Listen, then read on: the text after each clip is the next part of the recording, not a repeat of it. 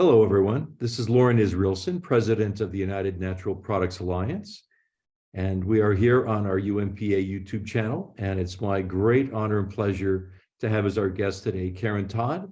She's Vice President of Global Brand Marketing at Kyowa, Hakko, and she's also the Chairperson of WIN, Women in Nutraceuticals. It's a great acronym. Karen, it's a real pleasure to have you on, an old friend in the industry. You and I have been at this game for really quite a long time. And I'm delighted to be here talking about your work and that of your many colleagues with WIN. And let's just start. Please acquaint those that may not know the beginnings of WIN, the idea behind it. You have certainly attracted a tremendous initial group of members, tremendous leading figures in the industry, and certainly a very ambitious program of growth. I believe today Heather Granato is in Mumbai, India, presenting. I know that because Daniel Maybe on our staff is also at the same conference. Yes, that's true. And so WIN has really become international as well. But let's just start with the beginnings of, tell us, how did WIN begin? And a progress report would be great.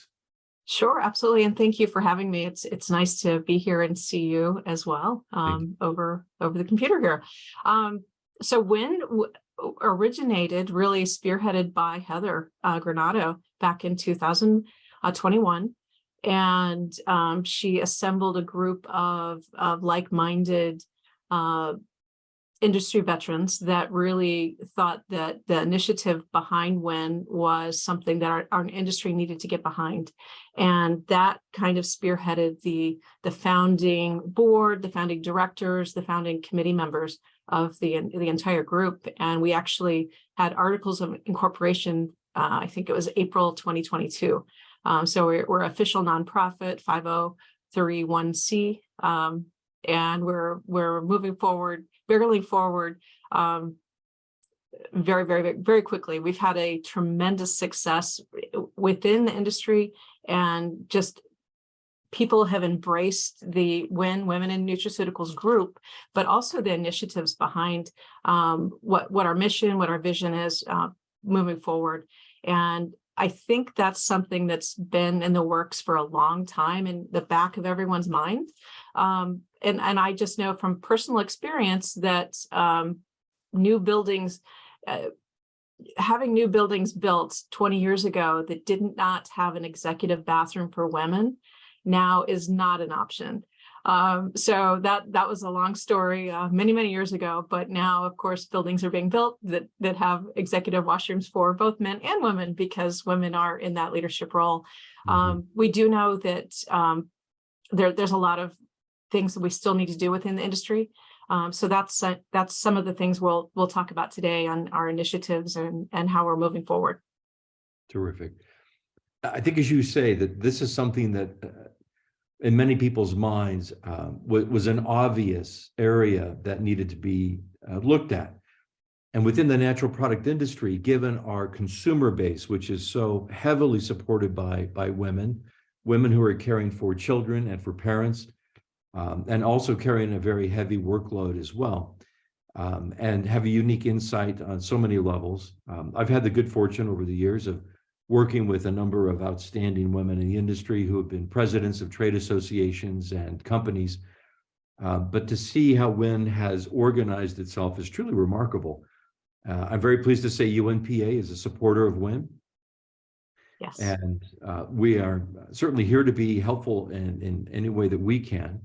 I'd love to hear about the recent survey results that were presented recently at Vita Foods, just to begin to quantify some of the data that would help us really understand where we are and where you'd like to go. Absolutely. And what's interesting, that's one of our initiatives for this year. We wanted to have a baseline of where specifically in the nutraceutical industry where we stood. And then we can use that baseline to compare to other industries, maybe food and beverage, pharmaceutical, but really see where we are. and then use metrics and KPIs to measure where we can move forward and help those initiatives. So today we have about 37% of women in leadership positions, C-suite, senior vice president type levels, and 37% is not equal. It's not 50%.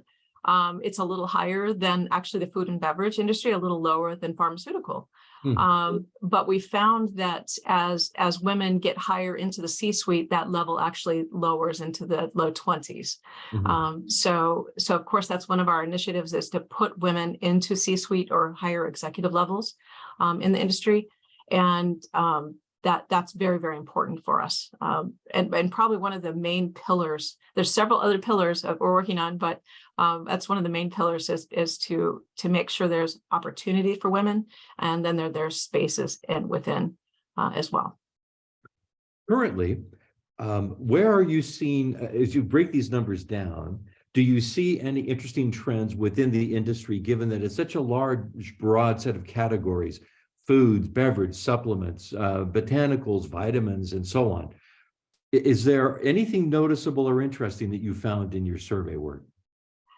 The most interesting really has been in the smaller size companies actually have more women at the helm or CEO level, president level of the companies. And it's the larger or mid-size and larger that have much lower. So that's an emphasis we need to put on with the larger companies. But that was very apparent early on. Again, the smaller companies have more women at the helm or running the companies than the larger companies do. Interesting. That would make sense to me as I look at Expo West and you look at the trade shows, that the young new companies that are coming in, it seems like there's a much higher representation of younger women in particular that are leading companies and leading brands, and very often using their name to lead the way. And it strikes me that that's a clear message, is that people tend to trust women. I probably get in trouble for saying this, but relative to men, that may be a higher trust level. But I find that very interesting within our own industry, that our consumer base, it seems that there is a women-to-women affinity as they're looking at who runs the company, what principles do they stand for. As you look at job titles and positions, is there anything there that you're seeing? Do they tend to focus, for example, I see a lot of women in quality positions within companies, and very often in regulatory as well. But if you move over into marketing where you are, or into finance, or then into law and general counsel positions, what do you see on that horizon? Is there a clustering of women in positions within companies?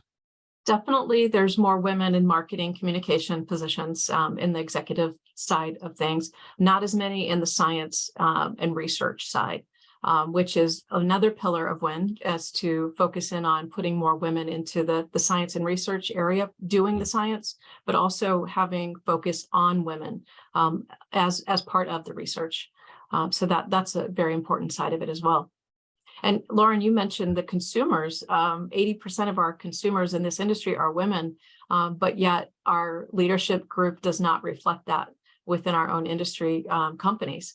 So that's very, very important that we can look at it. And it's not only trust women, that if there's more women in leadership position at companies are more innovative, they're more productive. They actually have higher profits in the end. So overall, the company, and more well respected overall. So the companies, the opportunity for companies to make more money and for the industry to grow is really, really important. And we've seen some statistics over time for 2025, 2026, that the industry is kind of flat for growth.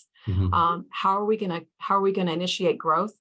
One way is to put women into leadership roles. That will help initiate new ideas, diversity, and increase, hopefully, our goal is to hopefully increase that bottom line as well.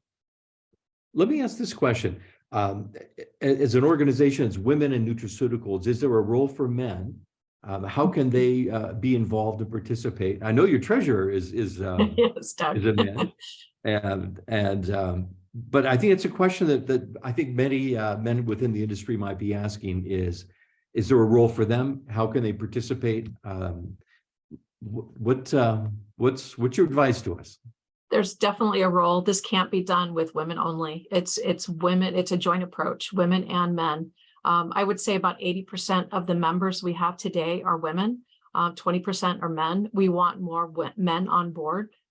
Definitely. That's very, very important to have diversity of view. We can't, as women, we can't just have 100% women and say we're diverse. That's not true. So we need diversity within our own organization, and how you can help support, help educate, help mentor. There's so many different initiatives to move forward. And I've had several folks ask that same question. How can I participate? This is a great opportunity. What can I do? And the easiest way to do that is to reach out to us on LinkedIn, reach out to us on the website of the webpage, or become part of organizations like UNPA that supports WIN as well. Because just like having this conversation today, awareness is very important. And many people may say or may think there's not an issue with diversity in the industry. I don't see it as an issue. But when you start to look at the numbers, that's where it makes a difference, and it brings awareness to the forefront. No doubt. It's been remarkable to see how quickly you've gone international as well. As we mentioned earlier, that Heather is in India. Previously, she was in Geneva. Are chapters being organized elsewhere in the world? We are looking to expand in other chapters. It really depends on the membership and partners where we need to grow next. Europe was a no-brainer. We knew we were going in there. Many of the leaders were membership came from that side of the water. India was a great opportunity, and we had people with boots on the ground in India that can lead that initiative, and that's what they're doing today. I believe there was just an announcement that went out that talked about kicking off the WIN initiative there. So we do hope to expand it. It really depends on, again, where the members want it, where the leadership team wants to go and can go. We're growing very quickly and putting together programs, putting together our committees right now. We hope to expand it as quickly as we can, but we still need, we're an all volunteer group, so we still need volunteers to help move the initiatives along and forward. Well, Karen, I must say the growth and progress of WIN in such a short time is remarkable. It's commendable. We salute you and Heather and all the team that have made this happen. We look forward to progress reports. We'd love to have you back and give us updates as you have new survey data, new information, or events that are coming up. We certainly will be glad to promote those and to keep in close contact. And as a supporter, I'm sure that we'll have opportunities to do that. So once again, I'd like to thank Karen, who is Vice President of Global Brand Marketing and Chairperson of WIN, for joining us today on our YouTube channel. Karen, thank you so much. Thank you so much, Loren. Great to be here. Thank you. Take care.